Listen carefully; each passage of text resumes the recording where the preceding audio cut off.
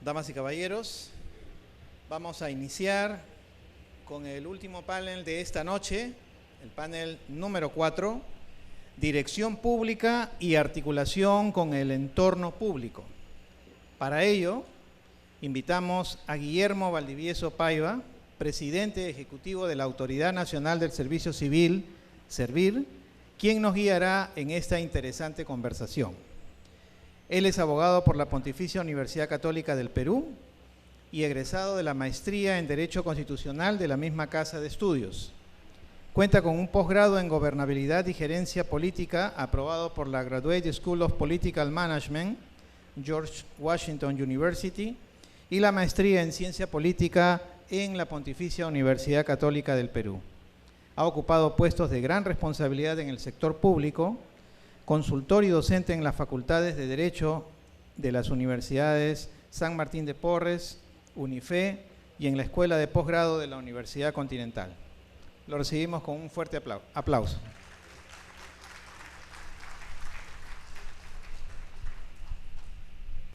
Buenas noches con todas y todos los directivos presentes y los que nos acompañan en la plataforma virtual.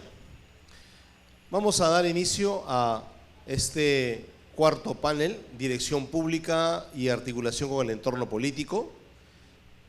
Vamos a tener en esta oportunidad a 4 distinguidos participantes que voy a ir enunciando conforme los voy presentando. En primer lugar, recibamos con un fuerte aplauso a nuestra expositora internacional que nos está acompañando en estos días, Ana Gabriela Castellani. Adelante, por favor. Ana Gabriela es una reconocida especialista en administración pública y gestión estatal, con amplia experiencia en el diseño e implementación de políticas públicas en América Latina. Ha desempeñado cargos de alto nivel en organismos gubernamentales y cuenta con una sólida trayectoria en el fortalecimiento de la función pública, promoviendo la transparencia, la modernización del Estado y la profesionalización del servicio civil.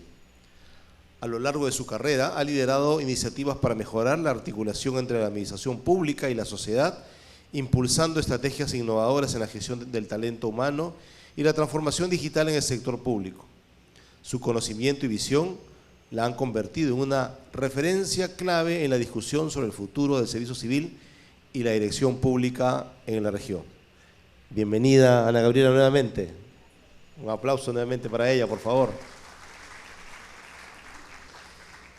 Está también con nosotros nuestro segundo invitado internacional, Patricio Loret. Lo recibimos también con un fuerte aplauso. Patricio es un líder en administración pública con más de 13 años de experiencia en innovación gubernamental y gobernanza. Ha ocupado puestos clave en el gobierno de Ecuador, tales como el del subsecretario general de Política Pública Anticorrupción, subsecretario de Gobierno Abierto y subsecretario de Administración Pública. Es Project Management Professional y cuenta con una maestría en Políticas Públicas en la University College London del Reino Unido y un MBA de INCAE Business School en Costa Rica. Es actualmente asesor del Centro Latinoamericano de Administración para el Desarrollo, CLAD. Patricio Loret con nosotros. A ti. Juan Carlos Cortés Carcelén, que ya ingresó sin... ¿Ah? Rapidísimo él. Un aplauso, por favor, para... Destacado experto en Derecho del Trabajo y Gestión Pública, con más de 30 años de experiencia en el ámbito académico y en la administración pública. Ha ocupado importantes cargos en el sector público, incluyendo a la presidencia ejecutiva de la Autoridad Nacional del Servicio Civil y la Secretaría General de la Junta Nacional de Justicia.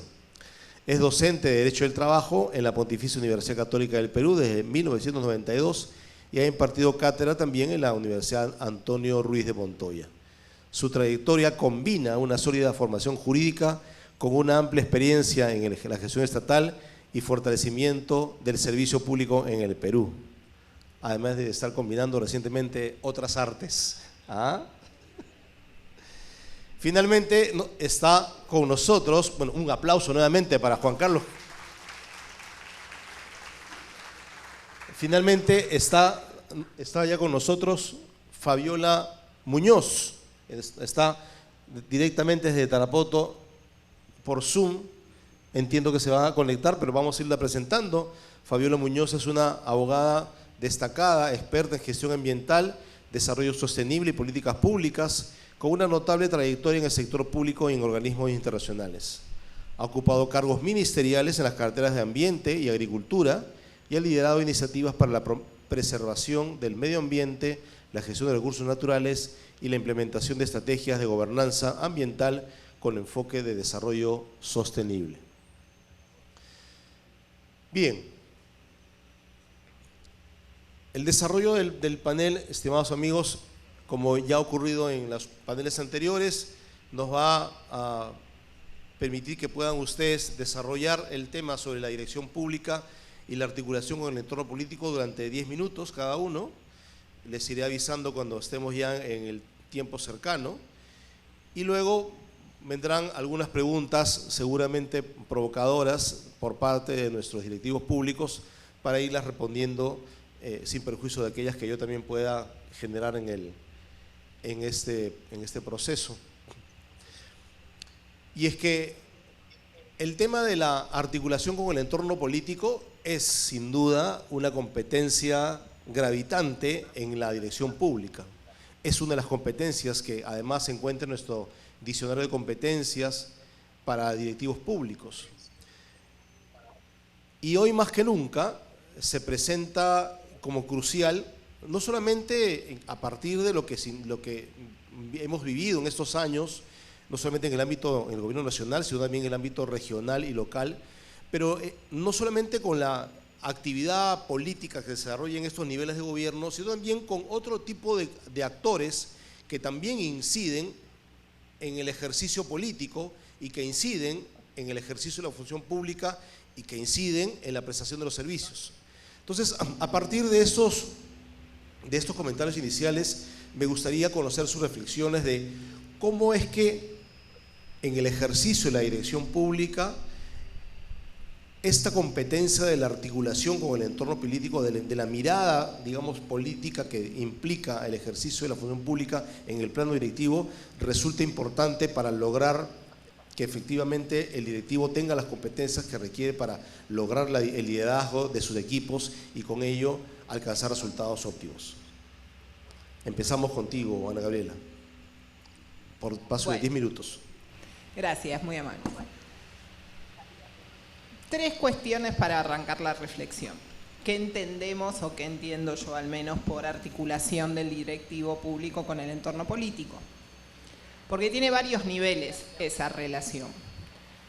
Para mí hay una primera relación clave que está vinculada con la línea jerárquica política inmediatamente superior que tiene encima el directivo público. Siempre hay un funcionario político que es autoridad en esa área de competencia. Un segundo nivel son los otros funcionarios políticos paralelos, por decirlo de alguna manera, de otras reparticiones que son muchas veces necesarios para la articulación y la concreción de una política pública. Y finalmente, el entorno político está integrado también por un conjunto de actores que esta vez sí son los externos al ámbito específicamente de la administración pública y con los que se debe necesariamente articular en algún momento del proceso de la política pública, y lo veíamos un poco en la conferencia de ayer, porque si no existe este paradigma que incorpora en la gobernanza la colaboración, el mapeo, la identificación de intereses de los distintos actores, es muy difícil que la política pública llegue a buen puerto. Pero yo hoy me quiero detener en la primera de las tensiones, porque es realmente una de las que entiendo es más difícil manejar. Y lo voy a trabajar también matizada desde la experiencia propia de los años de la gestión, desde habiendo sido funcionaria política. Yo como funcionaria política mantuve al cuerpo de directores que estaba de carrera en el área de función pública. No hice un cambio ahí. Respeté esa línea porque era una línea que venía de carrera. ¿Cuál es el eje, ese eje horizontal en donde va la atención de una punta a la otra? Funcionario político tiene la orientación delimitada de la política pública en función de haber sido el gobierno elegido por el pueblo en determinado momento y a partir de ahí entiende que esa es la orientación de la política pública. Y ese es un polo, el polo relacionado con respetar la voluntad popular. ¿Sí? Se supone que el lineamiento político que marca el funcionario político tiene que ver con ese respeto hacia la voluntad popular. En el otro extremo de ese continuo, en donde hay que moverse en la relación, y el directivo tiene que poder moverse, está el otro mandato fundamental que tienen los directivos públicos, especialmente aquellos que son puramente técnicos. ¿Cuál es? Garantizar la legalidad de los actos de gobierno, más allá de cuál sea el gobierno, garantizar el interés del Estado como tal, como organismo, como institución que está por encima de cualquier otra cosa. Entonces, entre esa tensión de tratar de defender los derechos de la voluntad popular por un lado y por el otro lado, o sea, por un lado la democracia y por otro lado la legalidad del Estado, el interés público, hay que moverse en un minué que no es tan sencillo de bailar muchas veces. Porque primero existen miradas de recelo mutuo sobre esta relación. El político viene con dos líneas posibles de miradas así medio estereotipadas sobre su personal directivo o la burocracia de la carrera pública. Mirada 1, van a obstaculizar todo lo que yo intente hacer desde una objeción jurídico, legal, formalista. ¿Sí? Ese es un extremo de la mirada negativa. Esta persona no está acá para ayudarme a que yo pueda construir la política pública que quiero construir con una base de legalidad, de principio, de respeto. Me la va a querer obturar. Entonces es una mirada. La otra mirada, que también es muy dañina, que está derivada de esa, es va a hacer lo que yo le diga, o sea, se va a encuadrar o se va. O sea, o se encuadra o le pido la cabeza. Esa es una de las posibilidades. La segunda posibilidad es que el político sea consciente de que para consolidar esa línea de orientación de la política pública, lo que necesita es hacerlo de tal manera que no pueda ser objetable esa política por un vicio de procedimiento. ¿Sí? Y en ese sentido, buscar apalancarse en ese equipo técnico desde una mirada mucho más productiva, más fructífera, en donde lo que entienda es que, teniendo muy claro que no va a torcer los objetivos de la política, tiene que buscar apoyo, asesoramiento en ese equipo técnico para lograr ese objetivo. O sea, transmitir a ese equipo técnico de directivos el objetivo de la política pública y consultarle sobre cuál es la mejor forma de llevarlo adelante, de cumplirlo. No verlo como un obstáculo a saltear o a eliminar o a disciplinar, sino verlo como un socio estratégico en la construcción de esa política pública que garantice la legalidad de la política pública y el respeto por el interés del Estado, porque como dije en el panel anterior, yo ya sé que parezco la abonada del evento, ¿no? Pero en el panel anterior hablábamos precisamente de eso. Uno está ahí transitoriamente cuando es funcionario político y quiere que la política que implementa pueda quedar más allá de uno. Por eso es tan importante que la burocracia técnica esté comprometida con ella. Ahora bien, tampoco hay que ser ingenuos. La burocracia de carrera, los cuerpos directivos, los cuerpos técnicos también tienen conductas de autonomización burocrática, de bloqueo a las orientaciones políticas. Y eso también plantea un problemón. Porque no puede ser que un interés corporativo de una burocracia de carrera, anclado, excusándose o parándose en el vicio de procedimiento o en la cuestión formal, utilice esa cuestión formal para obturar el objetivo político, que en definitiva es el que, en última instancia, representa la voluntad popular, si el gobierno es democrático, ¿no? Entonces, una democracia te moves en esa tensión. También ahí, ese burócrata en el buen sentido, en el sentido beberiano del término, ¿no? Digo, el que garantiza la estabilidad de la administración pública, en definitiva, y el interés general, no el propio, el general del Estado, al que defiende, tiene que poder tener una mirada más colaborativa, en donde lo primero que le deje claro al funcionario político es cuál es el objetivo de la política pública, dígame cuál es, y vamos a hacer todo lo que sea necesario dentro del marco del procedimiento legal correspondiente para que esa política se pueda formular e implementar como corresponde. Pero lo primero que tiene que dejar claro es para sembrar un vínculo de confianza, si se da esa posibilidad, es dejar clara la idea de que no va a usarse el argumento de la forma para impedir la cuestión de fondo, que se realice la cuestión de fondo. Porque realmente los directivos públicos tienen ese rol. Lideran equipos técnicos que puedan implementar de la mejor manera posible políticas públicas que tienen una orientación definida por la autoridad política. ¿Sí? Y en ese punto hay que lograr combinar primero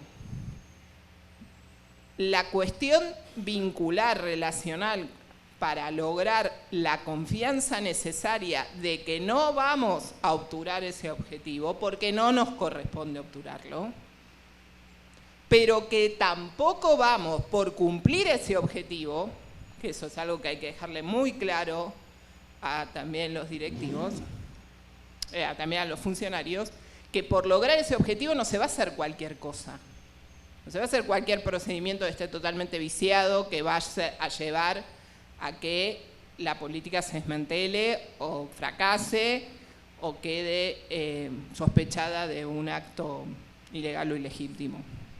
Yo al final de mi gestión tenía una de mis directoras con las que ya habíamos hecho un vínculo de confianza muy grande, y cuando yo venía ya, no, tenemos que hacer esto, me miraba así y me decía, te calmas. O sea, primero me decía, te calmas, que tenía la confianza como para decírmelo, ¿no? Digo, no pido que... Pero, ¿qué quería decir ese te calmas un minuto? Es, para un minuto la pelota, yo sé que venís con todo eso, decime qué querés que hagamos más tranquilos, pensemos y diseñemos cómo llegar ahí.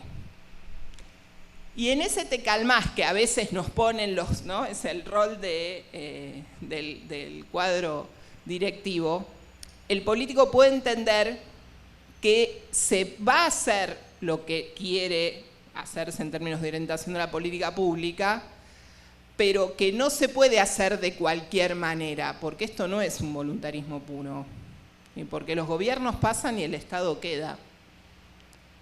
Y todo tiempo, en todo momento, eso tiene que estar presente en el cuerpo político.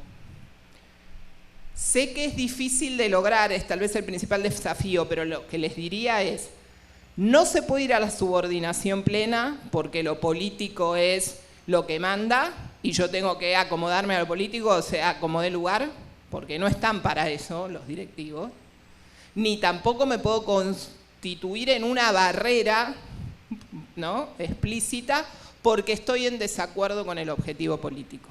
Gracias. Muchas gracias, Ana Gabriela.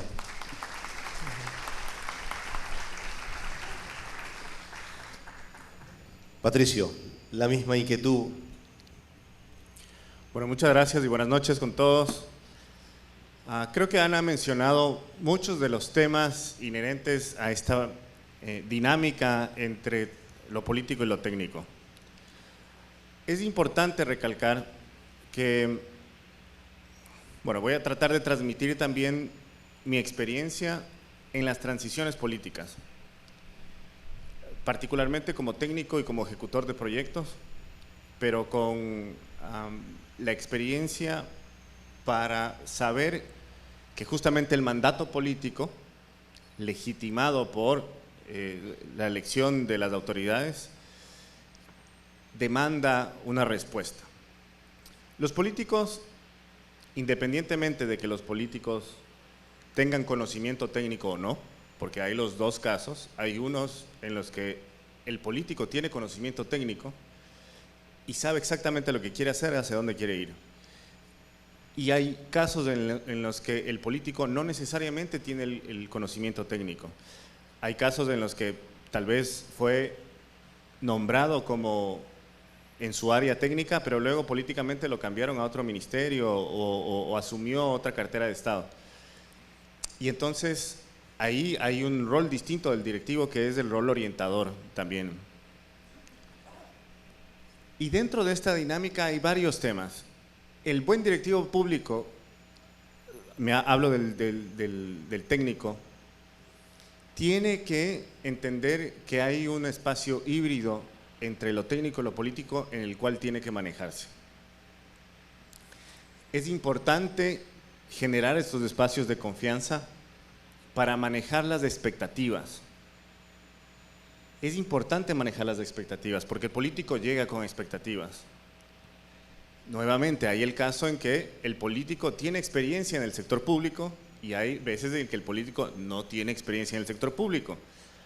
El funcionario público tiene un elemento también que es el cumplimiento de la norma, bien lo dijo Ana, y atrás está la Contraloría General del Estado. Entonces, evidentemente, el político, por más de que quiera cumplir un mandato, tiene que ese mandato y ese objetivo estar dentro de lo legal y dentro de lo posible para que esté en regla con la norma, ¿verdad? Entonces hay estos casos en donde también se le tiene que orientar a la persona política en los procesos del servicio público.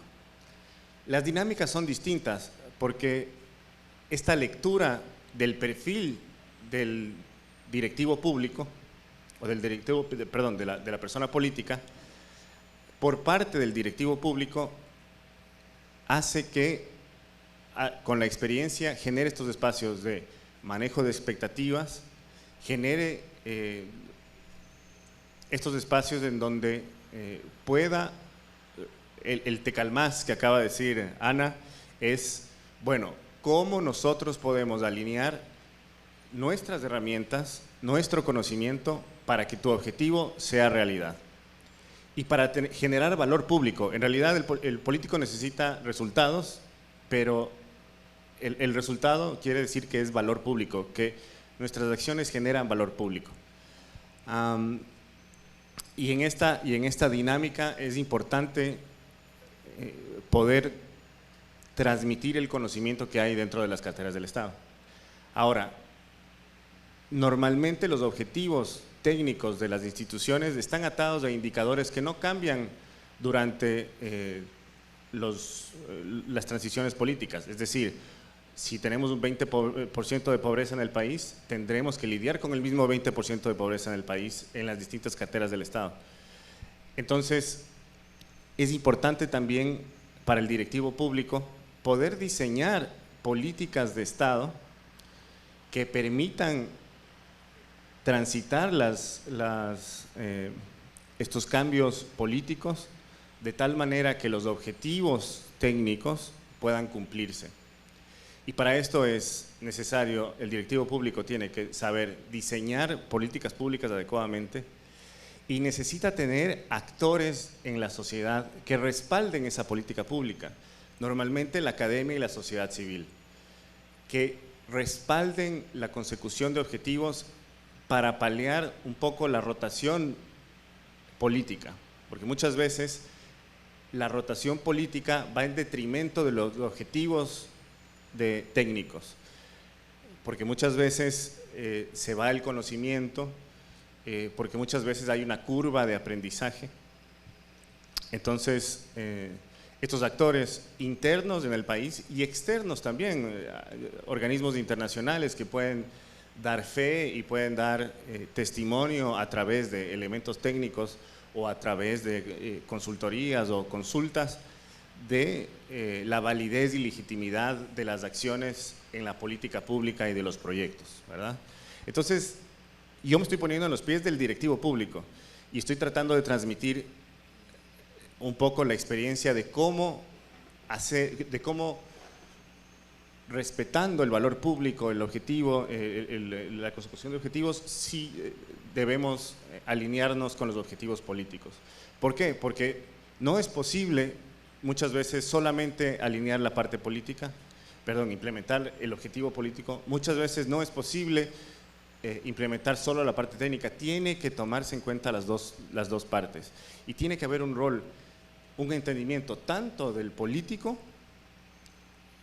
dejarse orientar, tomar decisiones, porque hay otras veces también que la parte política no toma decisiones, o sea, en donde la parte técnica a veces está sola. Es que hay varios escenarios en esta dinámica político-técnica, en donde tal vez los objetivos del político no son necesariamente los técnicos, donde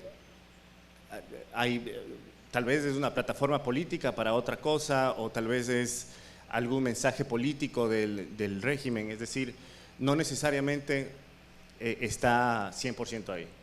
Y hay otros escenarios ideales en donde sí está 100% ahí y es más fácil o es más dinámico el trabajo y hay menos necesidad de pulir estas dinámicas o estas diferencias. Entonces, yo creo que podemos comenzar con eso. Creo que uno de los elementos esenciales del directivo público, fuera de la profesionalización y de su conocimiento técnico, es la inteligencia emocional.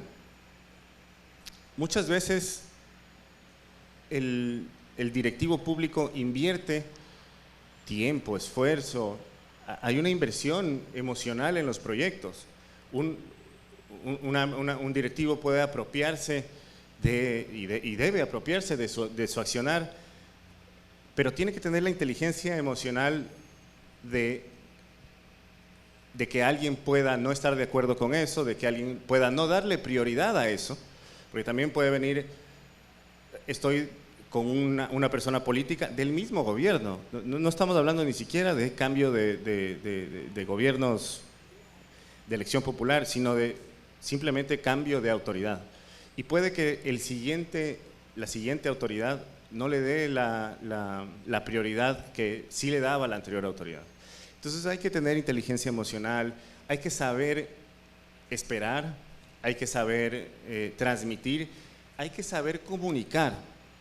El directivo público es una persona que traduce, tiene que tener una narrativa fácil de entender para que el tomador de decisiones político pueda tomar decisiones adecuadas. Muchas veces llega el actor político y la parte técnica comienza a simplemente dar todas estas nociones técnicas y lo que hace es abrumar al tomador de decisiones y no transmitir su mensaje. Entonces, esa es otra habilidad que tiene que tener el directivo público, saber comunicar en una manera sencilla su proyecto técnico, ¿verdad? Eso, y otra de las cosas que también tiene que hacer el directivo público es motivar a sus equipos de trabajo. Hablo desde una experiencia, desde distintos niveles de autoridad. Hay unas transiciones en donde el directivo público está más cercano al tomador de decisiones político y hay otras veces que está más lejano al director de tomador de decisiones político. Pero siempre hay un equipo atrás. Y ese equipo, Ana lo dijo, como bloqueo al tema, pero hay que saberlo manejar. Hay que saber manejar las emociones del equipo, hay que saber manejar las expectativas del equipo, hay que saber manejar estas... Tal vez te pongo en pausa y le doy prioridad a otra cosa. Entonces, no quiero tomarme más tiempo, pero es algo de lo que puedo transmitir a través de mi experiencia en estas dinámicas. Muchas gracias. Muchas gracias, Patricio. Se pone más interesante esta conversación porque vemos que esta competencia necesariamente tiene que ir sumada con otras habilidades. Ya lo han mencionado ustedes. Vamos a ahora seguir con Fabiola. Querida Fabiola, ¿estás ya con nosotros? Fabiola Muñoz. Estoy con ustedes desde el principio, en realidad. Bienvenida, un fuerte aplauso para Fabiola Muñoz. ¿Me escuchan? Sí, te escuchamos muy bien. Muchas gracias. Fabiola, en la misma línea estamos reflexionando sobre esta difícil atención, desarrollo de esta competencia del directivo público, que es la articulación con el entorno político. Ciertamente tú, que has sido conductora de dos sectores, tendrás ciertamente muchas cosas que puedas decirnos. Adelante, por favor. Gracias. Bueno, muchas gracias a Servir por la invitación, a ti especialmente, Guillermo, y a los colegas con los que compartimos panel. A ver, yo lo que les diría básicamente es que se han mencionado varios de los desafíos, ¿no? Se han dicho cosas como el tema de la confianza, que es clave, el tema del manejo de expectativas, y lo que creo que hay que entender de qué estamos hablando cuando hablamos de un entorno político, ¿no? Eso me parece que es un tema que es fundamental. Y ahí el desafío en los que hacen política pública, ¿no? Es cómo convertir un producto de política pública, que es lo que queremos alcanzar, en un producto político público, ¿no? Que es lo que normalmente los decisores de política pública, los que entran en un cargo político, necesitan, ¿no? Y ahí quizás uno de los desafíos más grandes es que sabemos que para la política pública los procesos participativos, de ancha base, digamos, que convocan, como se ha mencionado, a la academia, a las organizaciones indígenas, a los especialistas, a los diferentes actores de la sociedad, al sector empresarial, esos procesos son mucho más sostenibles, mucho más adecuados que los procesos cortitos, ¿no? Poco participativos. Pero ahí quizás el desafío mayor es el tiempo. Y eso genera una tensión, porque normalmente estos actores del entorno político no tienen tiempo, es lo que menos tienen. En un país como el Perú, yo recuerdo, yo entré a trabajar al Estado por primera vez hace 25 años, 24 años. El promedio de un ministro de Agricultura era 1.2 años, ¿no? Hoy día el promedio de un ministro de Agricultura y de otros sectores ha bajado muchísimo más. ¿Cómo se puede hacer política pública de largo plazo en periodos tan cortos, ¿no? Y eso es lo que hay que entender el contexto en el que también se mueven los actores del entorno político. Y la otra cosa que tenemos que entender es que nos necesitamos, ¿no? O sea, creo que cada pieza en la articulación del sistema tiene un valor.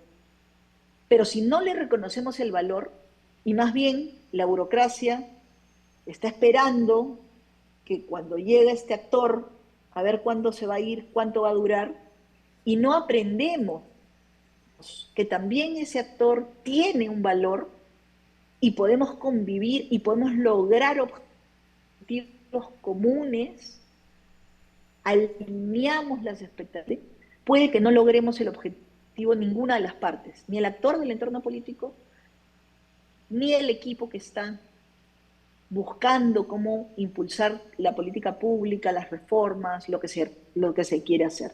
Y se ha mencionado algo con lo que también concuerdo, que es el tema de la inteligencia emocional. porque nada es absolutamente técnico o absolutamente político. Todo tiene matices. Y ahí es donde yo creo que necesitamos aprender que realmente el relacionamiento, este proceso de articulación, nos añade valor a nosotros y también le añade valor a los otros, pero sobre todo le añade valor al servicio público, a la vocación de servicio que se supone que es algo que tenemos que impulsar y que con lo que contamos, porque eso es lo que en el Estado marca una diferencia fundamental. Y otro elemento que me parece clave destacar, y yo por eso soy una defensora acérrima del servicio civil meritocrático, es justamente el valor que tiene esa meritocracia, ¿no? Y ahí es donde creo que también necesitamos aprender a articular más con ese entorno político y enseñarle el valor de esa carrera pública, de esos servidores públicos y servidoras públicas que tienen la memoria institucional, por ejemplo, ¿no? Para un actor político se necesitan tomar decisiones muy rápido. A veces no hay tiempo. Era todo lo que se necesita aprender del sector nuevo al que llega, ¿no? Porque por más que seas un técnico, y se ha mencionado también, a veces tienes técnicos que entran a cargo público o político, a veces no lo son. Entonces hay que hacerle la vida más fácil. Y efectivamente yo creo que es posible. Y justamente ahí es donde los servidores de carrera tienen un valor fundamental, porque tienen toda esa memoria de lo que funcionó, no funcionó, qué se cayó. Pero eso no se puede hacer si es que uno no tiene la predisposición y la actitud correcta. Esta articulación es clave para avanzar más rápido y hacer más. La articulación en todo nivel es muy importante, es fundamental, pero en este nivel yo creo que es aún más crítica justamente por esta variable del tiempo. El entorno político lo que quiere son resultados, resultados rápidos. Muchas veces no estamos preparados para esos momentos, esas oportunidades. Por ejemplo, ¿no? Yo tenía un caso que a mí me gusta mucho utilizarlo cuando yo entré al servicio forestal, ¿no? La Autoridad Nacional Forestal y de Fauna Silvestre. Yo le pregunté a mi equipo cuánto es lo que necesitamos de presupuesto. Y la pregunta fue, ¿cuánto nos van a dar? Y yo le decía, no, para cumplir nuestra tarea, lo que nosotros nunca nos dan lo que necesitamos.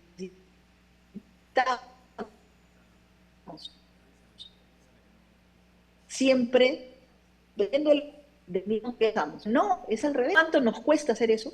Y en función de eso empezamos a buscar y articulamos con otros sectores, con otros actores de sociedad civil, del sector privado, del Estado, para ver cómo logramos. De repente por ahí me encontraba con un ministro o una ministra que sí le quería poner recursos al sector forestal.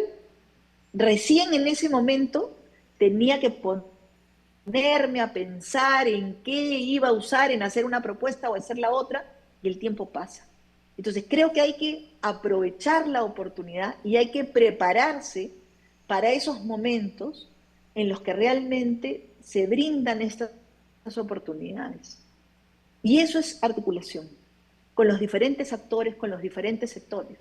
Y el otro tema que también me parece bien importante es entender las conexiones que existen entre los sectores, entre las actividades, ¿no? Vamos a revisar el mandato de todos los ministerios para eso usamos con cada ministerio y cómo los vamos a ayudar a cumplir su tarea. Y el equipo me decía, pero ¿por qué los vamos a ayudar a cumplir su tarea si ya nosotros tenemos bastante tarea? Y yo les decía, porque si encontramos el punto en el que nos cruzamos, ayudar a un sector a cumplir su tarea es ayudarnos a nosotros, porque nosotros somos la autoridad nacional. Por lo tanto, si los sectores, por ejemplo, el Ministerio de Salud quiere comprar plantas medicinales y quería pasar de una compra de 50.000 soles a 500.000 soles, hay que ayudarlos, porque el que ellos compren esas plantas ayuda a los productores de plantas medicinales que son parte del darle a los actores políticos productos políticos que sean también productos de política pública, ¿no? Creo que ahí podemos encontrar oportunidades de articulación interesantes.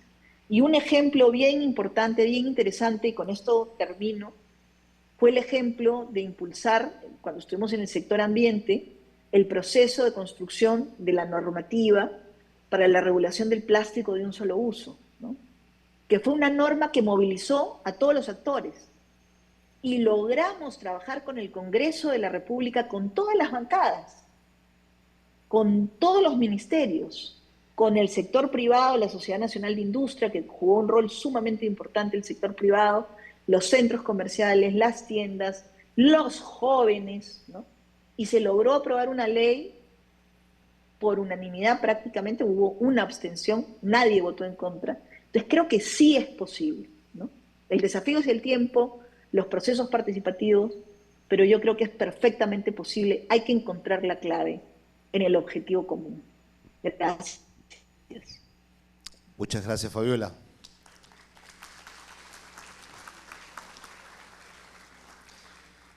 Juan Carlos Cortés.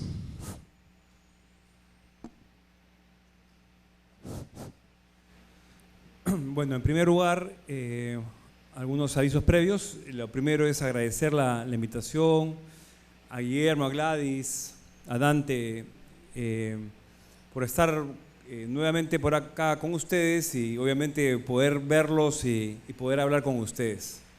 Siempre es muy, muy grato. Además, saludar a Fabiola, digamos que además tenía guardado su asiento acá y es como si estuviera acá un holograma de ella.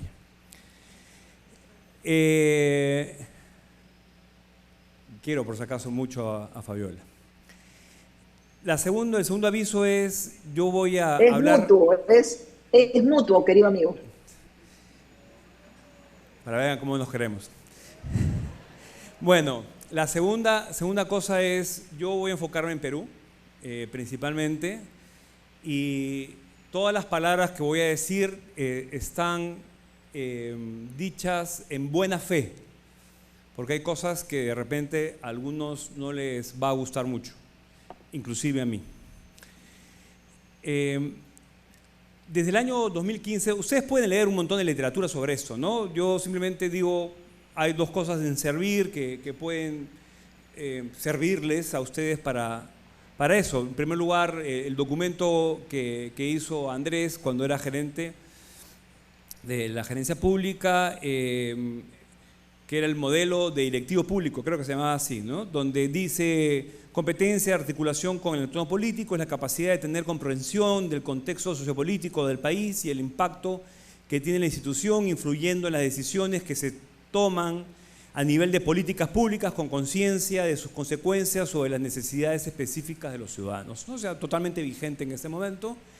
Luego pueden revisar también resoluciones que han sido emitidas. Creo que la primera fue el año 2017, creo que Gladys estaba en ese momento como gerente. Y creo que eso nos puede servir para efectos de mapear, digamos, parte de la literatura que hay. Yo voy a referirme a otras cosas. La primera tiene que ver con las dificultades para poder ejercer esa competencia. O sea, ¿creemos que esta competencia es importante que todos lo tengamos? Sí, sin lugar a dudas. ¿Podemos ejercerla? Comienzan los problemas. Primer problema: la alta rotación de los directivos públicos. No solamente los ministros que decía Fabiola, de los directivos públicos. Cambio de ministros y cambian todos, o al ministro se le ocurrió cambiar al secretario general, cambia, digamos, todo, ¿no? Entonces, esa cómo ejercer, digamos, en una institución determinada esta competencia si no estamos lo suficiente para poder ejercerla. Entonces hay una casi imposibilidad a veces de poder ejercer. Es decir, tenemos que adaptarnos a esta nueva circunstancia de cambios tan rápidos. Esperemos que esto comience a disminuir en algún momento, pero eso es lo que está pasando. Segunda, la guerra casi ganada, digo yo, de la confianza versus la meritocracia.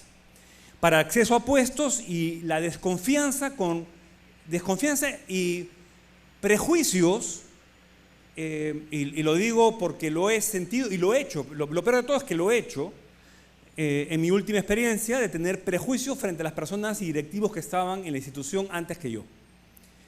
Me arrepiento terriblemente de lo que, y es más, se los dije, me arrepiento de haber entrado con tanto perjuicio. Y creo que es malo, ¿no? Creo que el jefe que viene y entra con una situación de creer que sabe lo que ha pasado en la institución, sin conocer, sin que le expliquen, creo que es malo. Y especialmente, digamos, con los directivos públicos. Pero eso es lo que está pasando.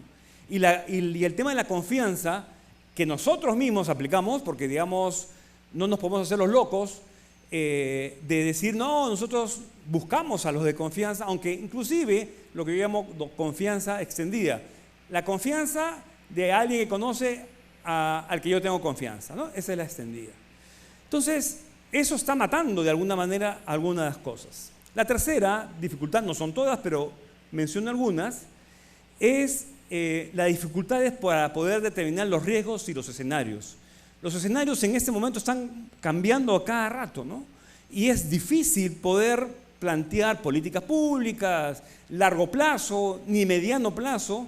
Entonces, la articulación con el contexto cada vez es más difícil, por lo tanto la preparación tiene que ser mayor.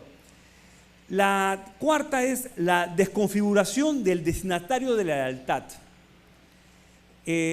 La lealtad muchas veces es al jefe, no a la institución. Y eso digamos, es lo que yo podría decir en términos, ser directivo público. Hay que ser directivo público y no fingir en serlo. Si nosotros tenemos lealtad al jefe, estamos fingiendo ser directivo público. Si tenemos lealtad a la institución, estamos siendo, digamos, totalmente honestos con esa lealtad que representa a la institución, al Estado, al ciudadano, no al jefe. Porque, digamos, sabemos perfectamente que a veces el jefe no tiene la misma vocación que podríamos tener nosotros. Y luego el tema de los riesgos personales, ¿no? La falta de razonabilidad y lo que yo llamo el estrangulamiento del directivo público, ¿no? Eso significa, no voy a entrar mucho en esto, pero significa, digamos, tenemos tantos golpes por todos lados que nos conducen hacia el modelo de manos libres.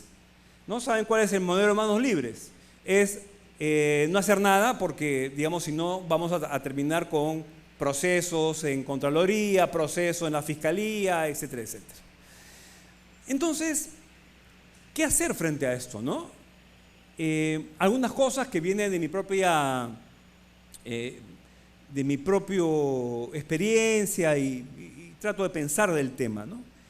Hay un tema de preparación y formación que muchas veces no hacemos con respecto a esta competencia. Y eso significa para mí, de un principio, formación en análisis político.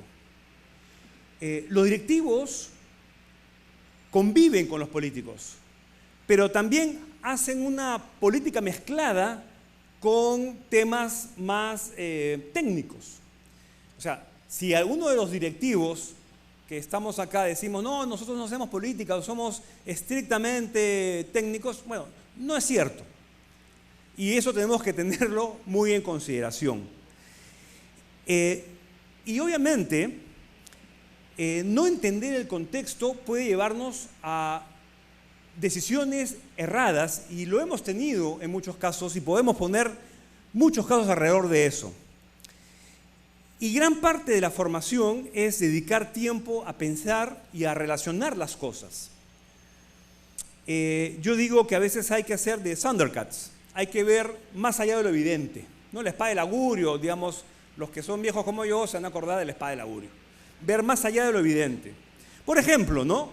Un ejemplo fácil. Ya, ¿nos vamos a preocupar del tema de la pena de muerte?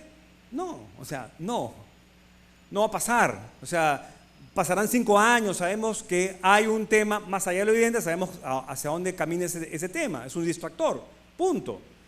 Políticamente hablando. Porque, digamos, ¿para qué nos salgamos, denunciemos el pacto? Pasarán 10 años. O sea, no nos interesa.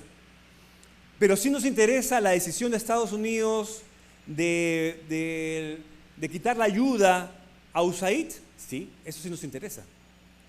¿Por qué? Porque significa que va a tener un efecto en sustitución de cultivos. Si somos parte de los gobiernos regionales o el gobierno local que tienen sustitución de cultivos, tenemos un problema. Si es que estamos en agricultura o en alguna de las instituciones vinculadas, también. Entonces, de alguna manera, lo que creo es que tenemos que tener formación propia en análisis político. También tenemos que aprender sobre los ejemplos privados o públicos. No voy a detenerme en algunos casos, pero simplemente prepararnos para tiempos de paz y para tiempos de guerra. Cuando hablo de tiempos de guerra estamos hablando de crisis. Tiempos de paz son, digamos, lo normal, lo que vivimos normal y hay que ver cómo nos articulamos normalmente. Pero lo complicado y en lo que no estamos preparados generalmente son en los tiempos de crisis, en los cuales aparece una crisis y no tenemos las soluciones inmediatas frente a eso. Podría dar muchos ejemplos sobre ese tema, tanto el sector privado como el sector público. Habría que aprender, sobre todo en lo último que viene sucediendo. También, a la inversa, podemos tener y aprender mucho del tema de las buenas prácticas. O sea, ahora hemos escuchado a Zulema Thomas hablando sobre temas de buenas prácticas, que eso nos ayuda a ver cómo se solucionó un problema o cómo se articuló para que esa buena práctica pueda funcionar. Digamos, parte de lo que tienen que decir en su momento es qué cosas o cómo articularon con determinados actores para efectos de poder hacer esa buena práctica. No es que venga únicamente la decisión, sino hay que articular. Aprender del mapeo, hacer un mapeo correcto de las partes interesadas, de los stakeholders, o de las posibles partes interesadas. ¿Qué hechos externos además nos pueden afectar? Y obviamente utilizar data de la historia. Esto es nuestra preparación. Si no estamos preparados, es muy difícil que vayamos a utilizar adecuadamente esta competencia. Voy a saltarme y voy a... anuncio simplemente. Yo creo que haciendo un análisis en el actual contexto, yo le llamo la resistencia. Estamos en una época de resistencia. Y mi impresión del actual contexto es que vivimos, y fíjense que la palabra es muy fuerte, en uno de mediocridad institucional. Nuestras instituciones son mediocres. Y duele mucho decirlo, pero son mediocres. No me refiero a ninguno de ustedes, ni a nadie de los presentes, simplemente son las instituciones. ¿Por qué? Porque no dan digamos, a los ciudadanos lo que necesitan. Entonces, la gran pregunta, y ahí lo dejo, es ¿qué hacemos? ¿Cuál es nuestra responsabilidad en las actuales circunstancias como directivos para que nuestras instituciones y el país, haciendo gala de esta competencia, salgamos del hoyo en que estamos y pasemos de la mediocridad, nuestras instituciones, a una situación de excelencia? ¿Qué hacemos? Entonces, ¿hacemos lo mismo que estamos haciendo ahora? ¿Hacemos otras cosas? Bueno, si hay tiempo, les diré cuál es mi posición al respecto. Gracias. Gracias, Juan Carlos. No sé si el equipo nos tiene algunas preguntas. ¿No? En todo caso, mientras llegan o mientras van de repente preparando preguntas a viva voz, quiero reflexionar con ustedes a propósito de muchas notas que he ido tomando mientras intervenían. No pretendo hacer un resumen porque sería muy grosero de mi parte, de verdad, pero sí quiero advertir un aspecto en el que creo que no se ha abordado, que tiene que ver con este escenario cambiante que Juan Carlos ha mencionado, que es permanente, en donde no hay que mirar solamente la relación que tenemos con aquellos decisores políticos, sino también con otros actores, en donde hay intereses en juego que no necesariamente combinan o van de la mano con una política pública. Y claro, la sociedad civil organizada, los sindicatos, los gremios empresariales, tienen también una cuota de poder. También realizan una actividad política y de influencia sobre los decisores públicos, decisores políticos. Y a veces esto que han mencionado ustedes de la inteligencia emocional, del saber transmitir, del poder lograr que existe un conjunto de cómo alinear las técnicas que podemos tener a efectos de lograr aquel objetivo político, no necesariamente van a ir de la mano con lo que buscan otros actores. En el caso del servicio civil, por ejemplo, los sindicatos. Y eso es, en el caso de lo que corresponde a la Autoridad Nacional de Servicio Civil, es clarísimo estar permanentemente tratando de buscar un punto de encuentro entre aquello que para nosotros implica la reforma del servicio civil y los legítimos, naturales derechos de los servidores civiles que expresan determinados intereses a través de los sindicatos y de cómo lograr el punto de encuentro. Y eso es un aspecto que también forma parte de esa mirada política del asunto, de la cosa pública. Entonces ahí quisiera que podamos profundizar en aquellas reflexiones en donde ciertamente han explicado muy bien ustedes esta relación que existe entre el técnico y el político para lograr lo que Fabiola señalaba, de lograr esta política pública en un producto político, ¿no es cierto? Cómo lograr que ese producto político también tenga esa mirada con los otros actores que buscan a veces intereses opuestos. Lanzo esa inquietud para sus comentarios. Empezamos contigo, Ana Gabriela. También desde mi experiencia en la gestión, que tenía, entre otras funciones, toda la negociación paritaria con los sindicatos, que en Argentina son muchos y bastante fuertes, especialmente los del sector público, variados, y que venían acostumbrados a una dinámica particular en donde el funcionario político negociaba con el sindicato más importante y punto, y todos los demás quedaban afuera, sistemáticamente. Y nosotros planteamos un abordaje distinto. Solo voy a decir como un consejo práctico, en términos generales, con lo que dijo Guillermo, es el concepto de Peter Evans ya clásico de autonomía enraizada. Es así, no podés ni aislarte por completo de todo ese mapa de actores que tienen intereses propios y contradictorios muchas veces con los del gestor público o del funcionario político o de otros actores que también forman parte del juego. Hay que tener ese mapa, ese análisis es clave, como dijo él también, Juan Carlos, es el análisis político, el análisis sociológico es clave. Tampoco podés estar totalmente cooptado por esos actores. Vos estás defendiendo ahí los intereses del Estado, ¿sí?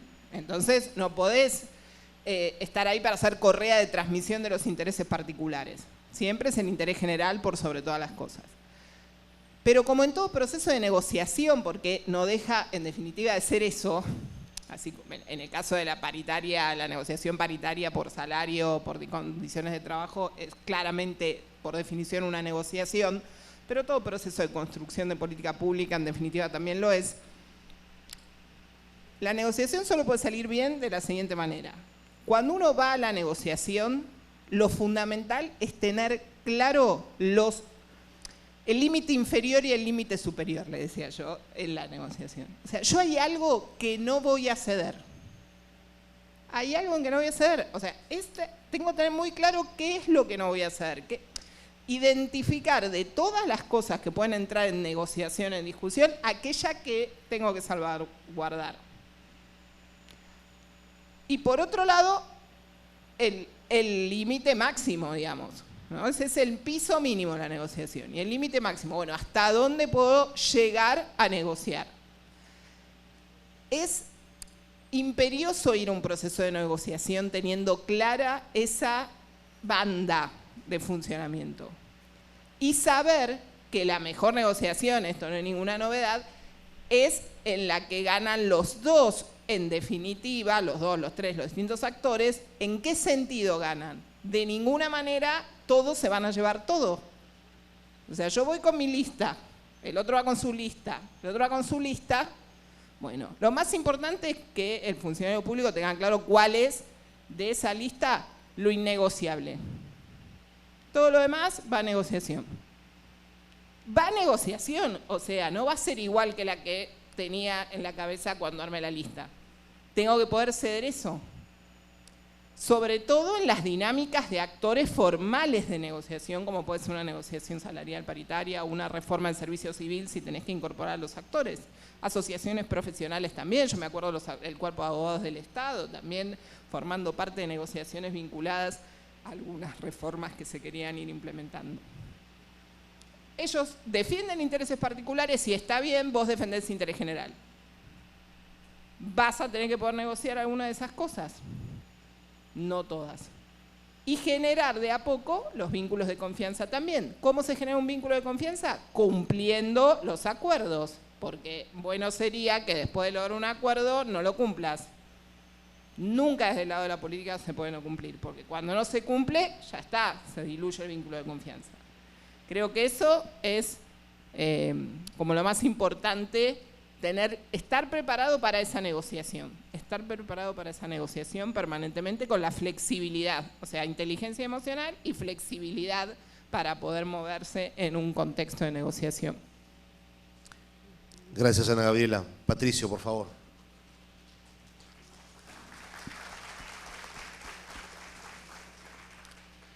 Bueno, yo quisiera recalcar el tema de las condiciones. Y las condiciones me refiero a la confianza. El ejemplo que puso Juan Carlos me parece buenísimo.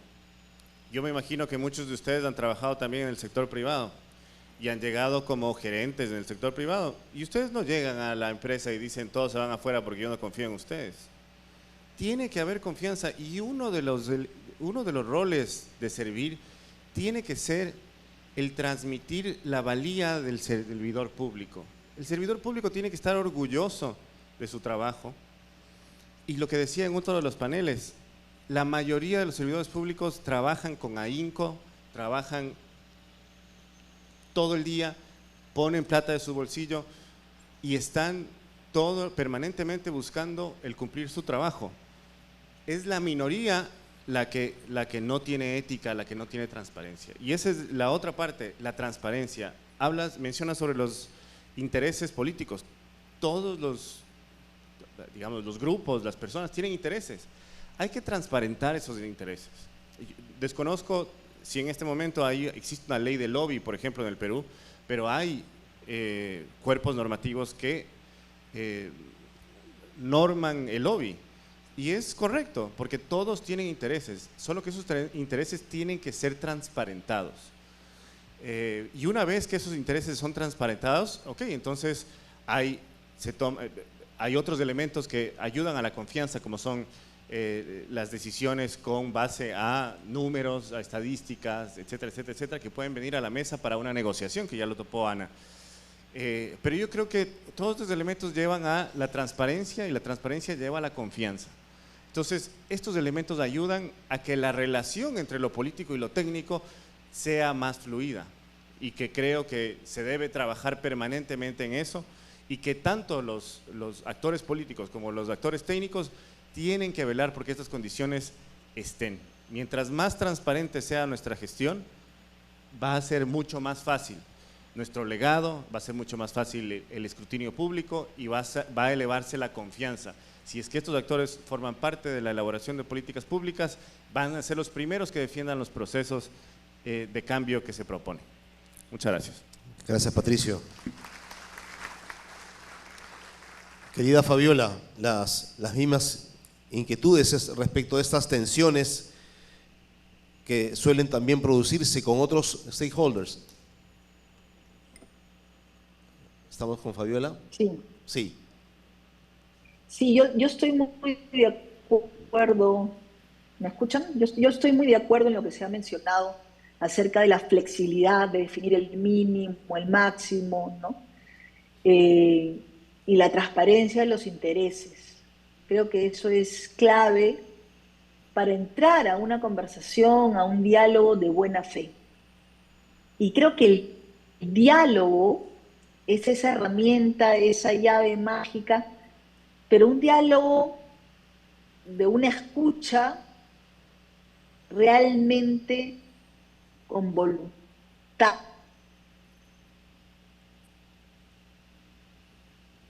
¿no? Con compasión por ti y con compasión por los demás, porque la idea es que realmente querramos. O sea, esa para mí es la decisión más importante. El querer, el decir, ok, yo me quiero poner de acuerdo, yo realmente le reconozco valor al otro, a la otra, y creo que yo también le puedo aportar valor. Y en función de eso, establezco una conexión para trabajar juntos y lograr ese objetivo común, ¿no? Hay una cosa que me gusta mucho de lo que se ha dicho, que tiene que ver con que el servidor público, ¿no?, tiene valor. Miren, hay muchas empresas privadas en las que la gente que trabaja ahí se pregunta si realmente tiene un propósito, si realmente la empresa en la que trabaja le hace bien al mundo, añade valor a la sociedad, ¿no?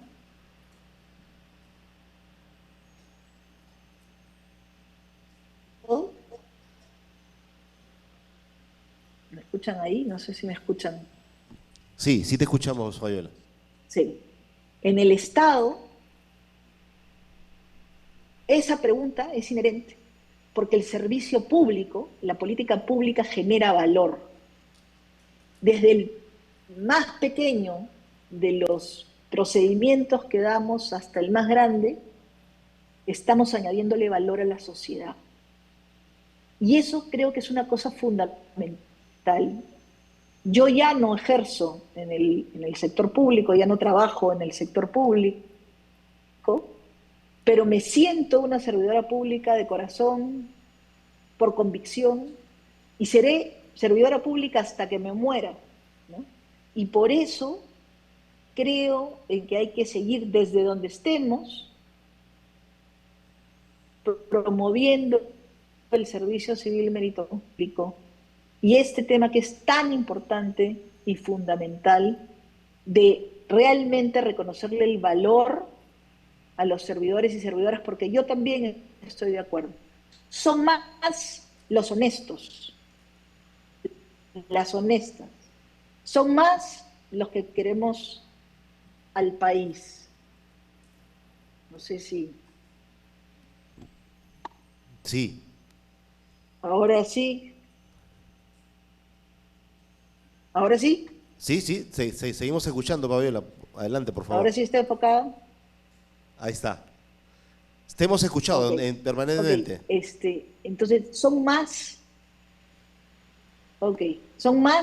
los servidores públicos y las servidoras públicas que quieren a su país, que sirven con vocación, que tienen convicción y que quieren construir un servicio civil que le ofrezca a la ciudadanía un mejor desarrollo, una mejor calidad de vida. Entonces creo que ahí la clave es encontrar ese propósito, ese sentido de orgullo y eso hacerlo más visible, ¿no? Me parece combinado con el interés del político o de la política que entra por periodos más cortos muchas veces, puede ayudar, digamos, el diálogo para encontrar ese objetivo común, yo creo que es fundamental. Y curiosamente, ¿no? Y esta era una cosa, el tema de la evaluación de competencias para entrar a la carrera pública, ¿no? Y la evaluación de competencias solo para los directivos, que yo me alegro de que esto es algo que creo que ahora hay más conciencia de que debe ser para todos, porque, por ejemplo, para trabajar en equipo, no solamente el directivo, todos y todas necesitan trabajar en equipo. Las coordinaciones y muchas veces las relaciones personales hacen más que el cargo. Entonces creo que ahí el tema de las competencias blandas a mí me parece súper importante, ¿no? Entonces yo terminaría ahí mis reflexiones. Gracias. Gracias, Fabiola. Juan Carlos, por favor.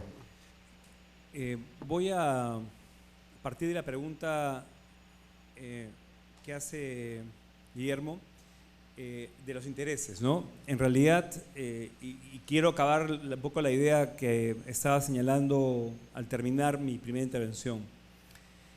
En realidad los intereses, y después voy a hablar sobre el tema de los sindicatos, pero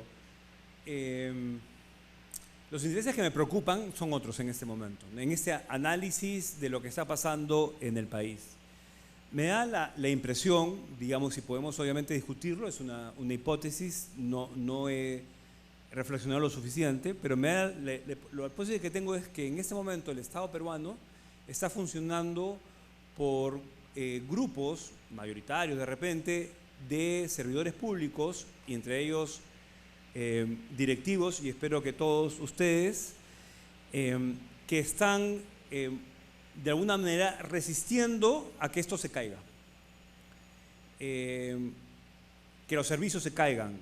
O sea, obviamente hay buenas prácticas, hemos escuchado, digamos, a Zulema, hay algunas prácticas excelentes en otro tipo de temas, pero se convierten en resistencias más o menos individuales, y eso hace que exista vulnerabilidad.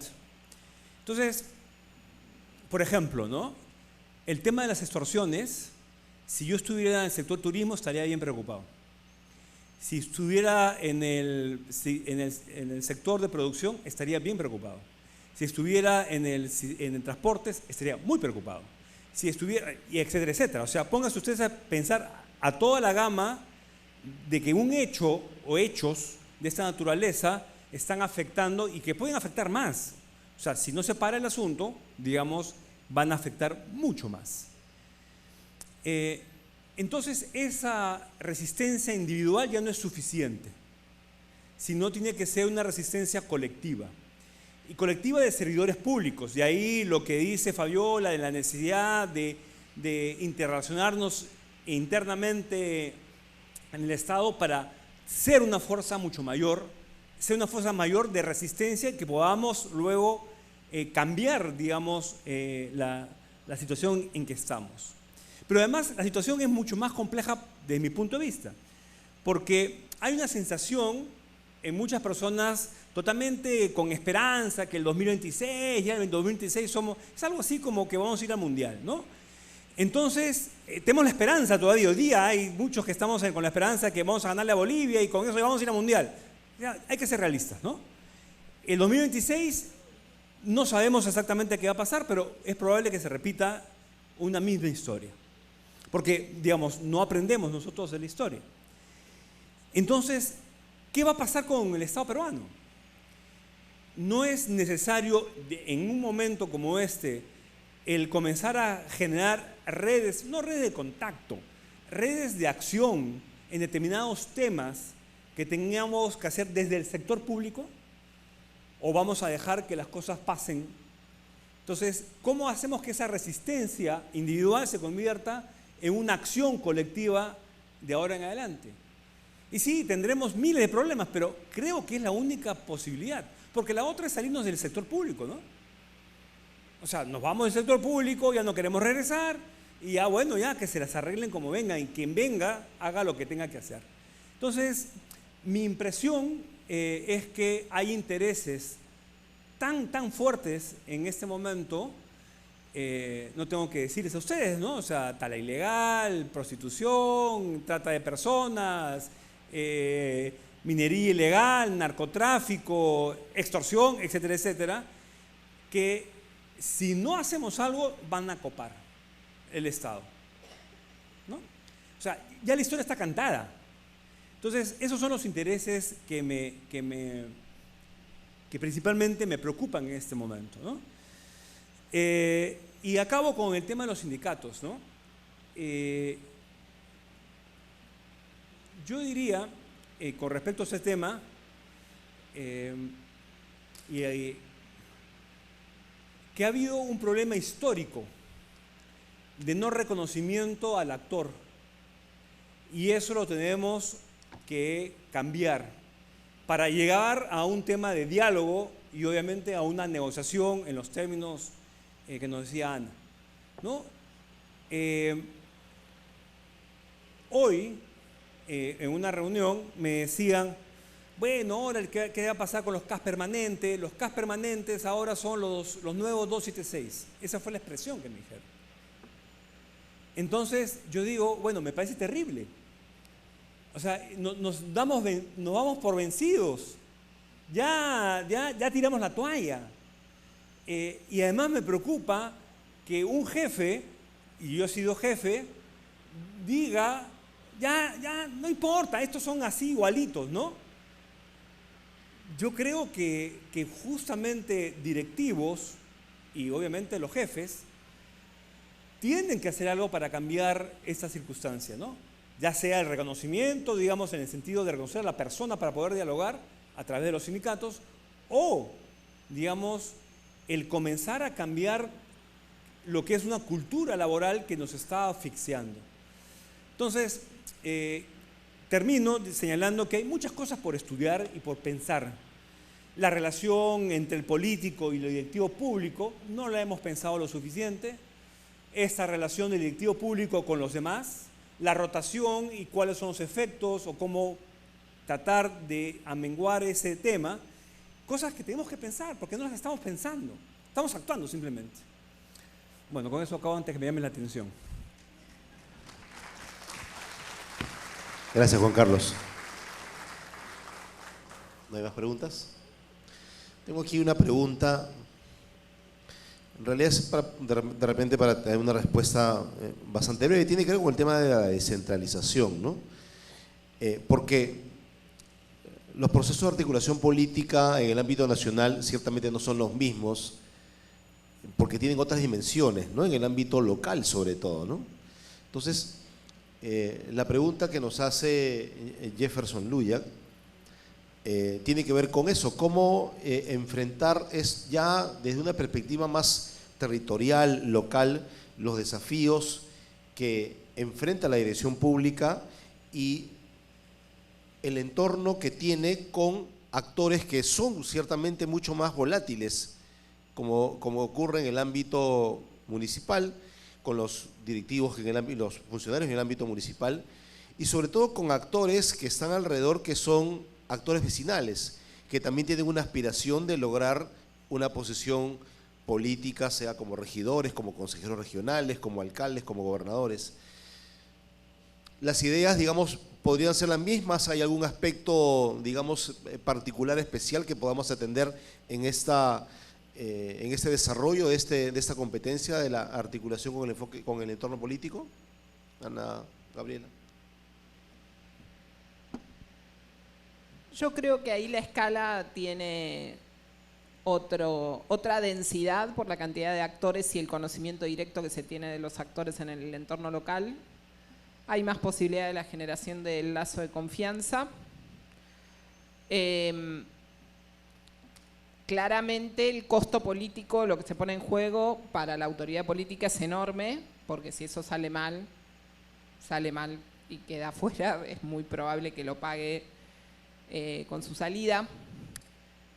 O sea, es todo más extremo en ese sentido, pero tiene la oportunidad de ir implementándose en una escala más densa, aunque sea más reducida en el tamaño. Yo creo que es más densa en los vínculos y en el tipo de los actores. Lo que pasa es que no sé cómo es aquí en Perú, pero en Argentina los gobiernos locales no tienen estos cuerpos directivos de funcionarios técnicos.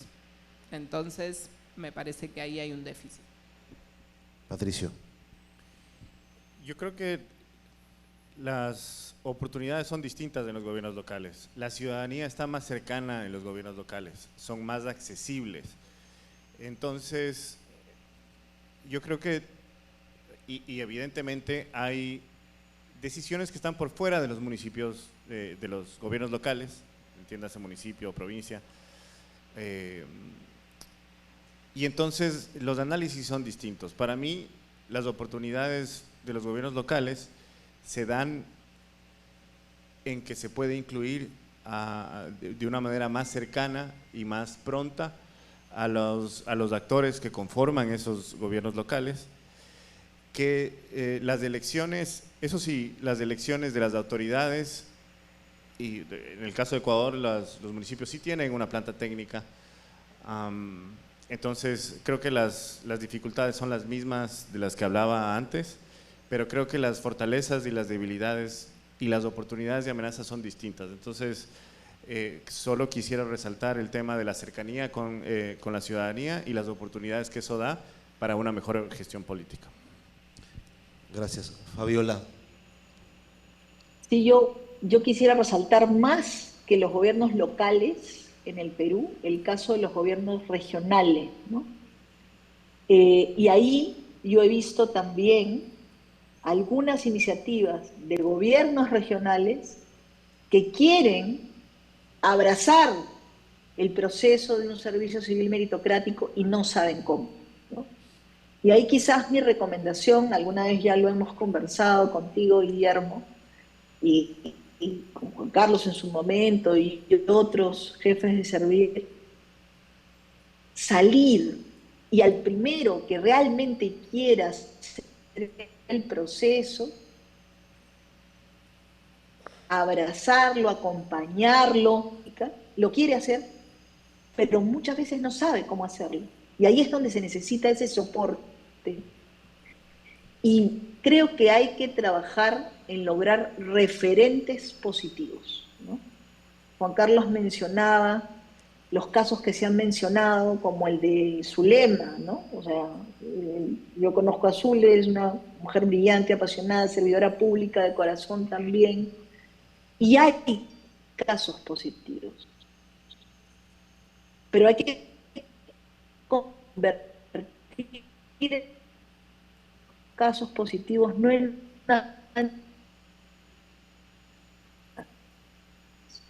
sino en retos difíciles, porque concuerdo, son entornos de crisis con muchísimos desafíos, pero ahí es donde tenemos que convertir estos desafíos en las mayores oportunidades. Gracias. Juan Carlos. En ese tema yo creo que, digamos, son, en términos muy generales, los mismos retos, pero son distintos, ¿no? Como bien se ha señalado, la cercanía a la ciudadanía es mayor. Y les hago unas preguntas así al vuelo, ¿no? ¿Están ustedes bien informados de cuando rompen una calle, por qué la rompen, cuánto se van a demorar, cuándo? No. No deberían comunicarnos eso. O sea, eso es parte de la competencia que estamos viendo, ¿no? Es el entorno, y el entorno principal en una municipalidad son los ciudadanos. Entonces, pónganse ustedes a pensar, digamos, en la desgracia que pasó hace unas semanas en Trujillo. La primera es, digamos, por parte del Estado, es echarse la culpa. No fue Sutano, fue el privado. O sea, no se asume ningún tipo de responsabilidad. Entonces, yo lo que creo en esto es, hay un primer tema de lo que es comunicación. Y la segunda cosa, y vamos a decirlo con todo su nombre, ¿no? Hay un alto nivel de corrupción que no la vemos. A veces mayor, porque es minúscula, pero es mayor o sea, de repente en gobiernos regionales o en gobierno nacional, la corrupción es más grande, más de mayor monto, si podría decir. Pero en las municipalidades creo que es el menudeo, de repente un poco más, la pequeña obrita, no sé qué, no sé cuántos, ¿no? Y eso significa que como directivos tenemos que romper con eso. Yo recuerdo, digamos, a unos gerentes públicos en su momento que fueron a una municipalidad, comenzaron a levantar los índices de inversión hasta que apareció un regidor que le dijo: o haces esto o los vamos a hacer papilla. Y los hicieron papilla públicamente, ¿no? Diciendo, no, digamos, me das el diezmo a mí como regidor o lo que haces es irte. Y finalmente tuvimos que sacarlo porque la cosa era muy complicada. Entonces, yo creo que algunas cosas y aprender, o sea, por ejemplo, yo hablaba con Diana Oliver sobre su labor en Ica, su labor ahora en Jaén, en un tema tan importante como puede ser la atención al ciudadano en un hospital. ¿Por qué no aprendemos? ¿No? ¿Por qué no replicamos eso? Entonces, sí, como ella me decía hace un momento, cada zona es distinta y hay que entender a la gente que vive en esa zona. Sí, hay que aprender. Y eso es parte de nuestra preparación, o lo que yo llamaba la preparación y formación. Tenemos que aprender. Si no, no vamos a poder nosotros desarrollar la competencia y obviamente el beneficio para los ciudadanos. Eso es. Gracias Juan Carlos. Bien, hemos llegado ya prácticamente al final de este panel. Yo podría señalar como reflexiones finales, a partir de los comentarios de todos y cada uno de ustedes, de que esta competencia, esta habilidad de cómo mirar el entorno y de articular con el entorno político es en primer lugar una competencia propia de un directivo público. Pero creo yo que estamos entendiendo que esta competencia, y eso implicaría de repente actualizar nuestro diccionario de competencias, que esto vaya más allá, que esta competencia irradie en todo el equipo, en todos los servidores. Porque esa competencia implica una serie de actitudes y habilidades para identificar impactos, para conocer, como ha dicho muy bien Juan Carlos, quiénes son nuestros actores y qué necesidades tienen. Y en esa línea, saber comunicarse, saber transmitir, saber escuchar y lograr procesos de diálogo que finalmente logren puntos de encuentro hacia lo que finalmente todos esperamos, que es lograr los objetivos de política pública y eventualmente poder, si es que eso también puede ser factible, lograr productos políticos, como ha mencionado Fabiola. Y en esa línea creo que parte del trabajo que tenemos como directivos públicos es desarrollar y potenciar en nosotros y en nuestros equipos todas estas habilidades. Y eso pasa por trabajar algunos aspectos colaterales que se han mencionado aquí y que permiten que empezamos a mirar el vaso medio lleno y no el vaso medio vacío, como creo que nos ha planteado un poco Juan Carlos.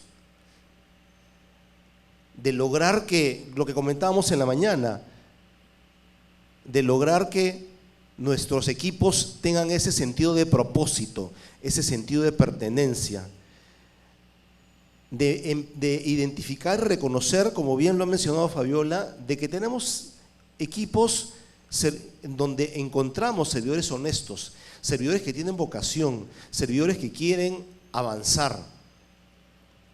En mi posición, como decía el día de ayer, yo no estoy en condiciones de desanimarme, por el contrario, y lo mencioné en una frase de una película, ¿no? Retroceder nunca, rendirse jamás.